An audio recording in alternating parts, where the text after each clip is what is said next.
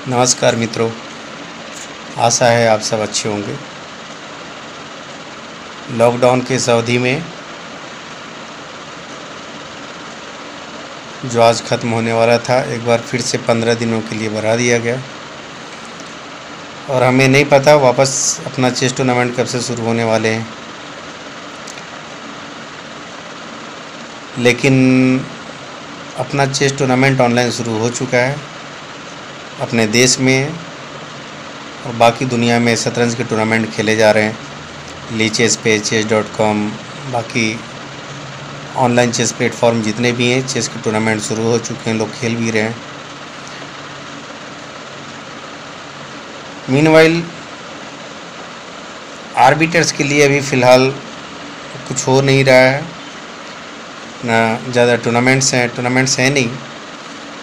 कुछ arbiters online tournaments में engage हैं, अदरवाइज़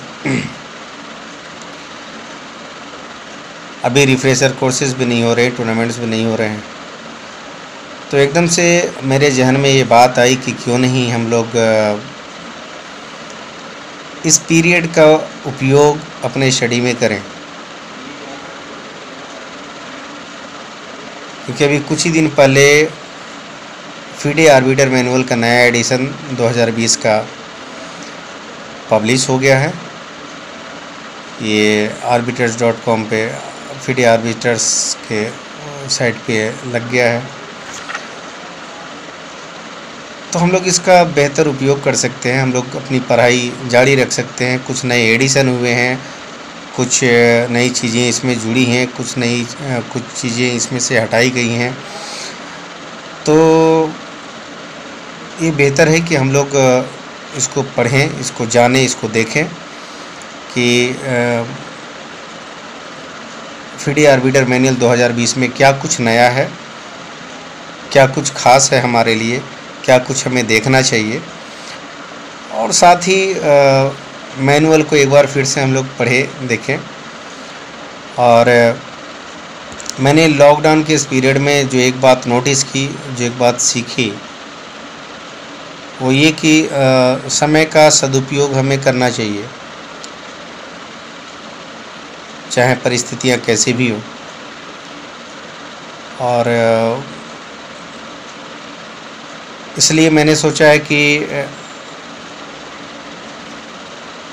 लॉज ऑफ चेस या जितने भी रेगुलेशंस हैं आर्बिटर्स से रिलेटेड, मैं उस पर छोटे छोटे वीडियो डिफरेंट टॉपिक पे बनाऊं और अपलोड करूं।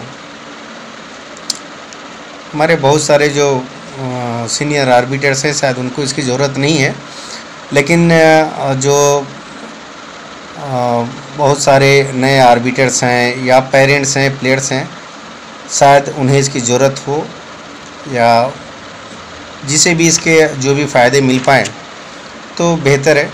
तो हमें कुछ करना चाहिए। तो इन्हीं ख्यालों के साथ मैं इस प्रयास को शुरू कर रहा हूँ। ये मेरा प्रयास है कि डिफरेंट टॉपिक पे छोटे छोटे वीडियो अपलोड करें, जो लोगों के लिए बड़ा आसान हो देखना, सुनना, जानना। खैर, फ़िलहाल आज हम लोग बात कर रहे थे कि जो नया आर्बिटर मैनुअल आया है 2020, तो इसमें क्या कुछ है, क्या जानने लायक बातें हैं। तो इसमें सबसे पहले एक इंटरेस्टिंग चीज़ है कि जितने चैप्टर्स थे FIDE आर्बिटर्स मैनुअल को, उसको थोड़ा सा रीऑर्डर किया गया है। और इसमें सबसे पहले अब आर्बिटर्स की ड्यूटी और आर्बिटर्स के रोल को रखा गया है। मुझे लगता है कि FIDE आर्बिटर कमीशन ऐसा मानती है कि सबसे पहले आर्बिटर्स को यही पढ़ना, सुनना, जानना चाहिए कि आर्बिटर्स की ड्यूटी क्या है, उनका रोल क्या है, उनको करना क्या है। अगर उन्हें ये नहीं पता तो बाकी सारे रेगुलेशन बेकार हैं भाई, कोई मतलब नहीं। पहले अपने काम जान लो, अपने ड्यूटी जान लो, क्या कुछ करना है, कैसे करना है। तो मुझे ये अच्छी बात लगी कि FIDE आर्बिटर कमीशन ने इस चैप्टर को सबसे पहले रखा है। ताकि हम लोग इसे पढ़ ले, समझ ले, अपने ड्यूटी को, अपने रिस्पॉन्सिबिलिटी को, हमें क्या करना है क्या नहीं करना है, और इसके बाद फिर हम लोग आगे इसमें बढ़ें। तो ये जो सारे चैप्टर्स को रीऑर्डर किया गया है, इसको आप एक बार देखें। ज़्यादा नहीं, कुछ 1-2 चैप्टर हैं जो जिसको ऊपर नीचे किया गया है, लेकिन रीअरेंज किए गए हैं सारे चैप्टर्स को। और कुछ ख़ास बदलाव जो हैं इसमें, उसमें ये कि स्विस पेयरिंग का चैप्टर आप लोगों को याद होगा। स्विस पेयरिंग का जो एक्सप्लेनेशन दिया हुआ था Swiss arbiters FIDE arbiters manual में, जो पहले दिया हुआ था, तकरीबन काफ़ी लंबा हिस्सा था स्विस पेयरिंग का। बहुत सारे एग्जाम्पल टूर्नामेंट्स के पेयरिंग के, बहुत लेंदी और लंबे लंबे एग्जाम्पल्स थे। तो इसमें से तकरीबन 70-80 पेज इसमें से हटा दिए गए हैं। FIDE आर्बिटर कमीशन ने शायद इसकी ज़रूरत नहीं समझी। इतने सारे पेजेस इसमें जो जोड़े गए थे पहले से, शायद उन्होंने इसको हटा देना उचित समझा, क्योंकि ये काफ़ी कॉम्प्लिकेटेड लगता था। इतना ज़्यादा मटेरियल, स्टडी मटेरियल देख के आर्बिटर्स भी कहीं न कहीं शायद कंफ्यूज होते थे। उनको लगता था कि इतना सारा कुछ है, कैसे पढ़ें, क्या है ये। इसलिए FIDE आर्बिटर्स कमीशन ने इसको हटाया है। और कुछ नए अपडेट्स आए हैं, कुछ नई चीज़ें जुड़ी हैं FIDE आर्बिटर्स मैनुअल में। जैसे चेस इक्विपमेंट्स में कुछ नई बातें जोड़ी गई हैं। FIDE कंपटीशन रेगुलेशन जो है उसमें भी कुछ चीज़ें जोड़ी गई हैं। और साथ ही इस बार रेटिंग रेगुलेशन रैपिड और ब्लीज के लिए रेटिंग रेगुलेशन रैपिड और ब्लीज के लिए इसमें ऐड किया गया है। ये एक इम्पॉर्टेंट चैप्टर है और ये नया भी है, ये आपके लिए इम्पॉर्टेंट भी है। अब से पहले रैपिड और ब्लीज के रेटिंग कैलकुलेट होते थे, FIDE के रेटिंग ऑफिस में उसको कैलकुलेट किए जाते थे। जो भी टूर्नामेंट रिपोर्ट सबमिट किए जाते थे हम लोगों के द्वारा, वहाँ ऑफिस में उसको कैलकुलेट किया जाता था और उसको ऐड किया जाता था।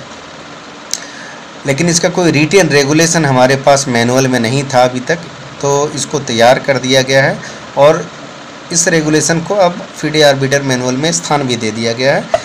तो इसको आप लोग ज़रूर पढ़ें और मैं भी इस पर बताऊंगा अगले वीडियो में कि क्या क्या चेंजेज हैं और कौन कौन सी महत्वपूर्ण चीज़ें हैं जो rating regulation, general classical rating regulation से रैपिड और ब्लीज रेटिंग रेगुलेशन में जो अंतर है, इस पर भी हम चर्चा करेंगे हमारी अगली वीडियो में।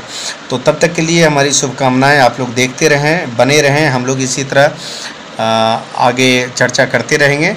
और साथ ही यदि आप लोग कोई सुझाव देना चाहें कि हम कौन से टॉपिक पे बात करें या कौन से टॉपिक पे हमें चर्चा करनी चाहिए, तो आप ज़रूर हमें बताएं और अपने कमेंट्स ज़रूर दें, ताकि हम इसे और बेहतर बना सकें।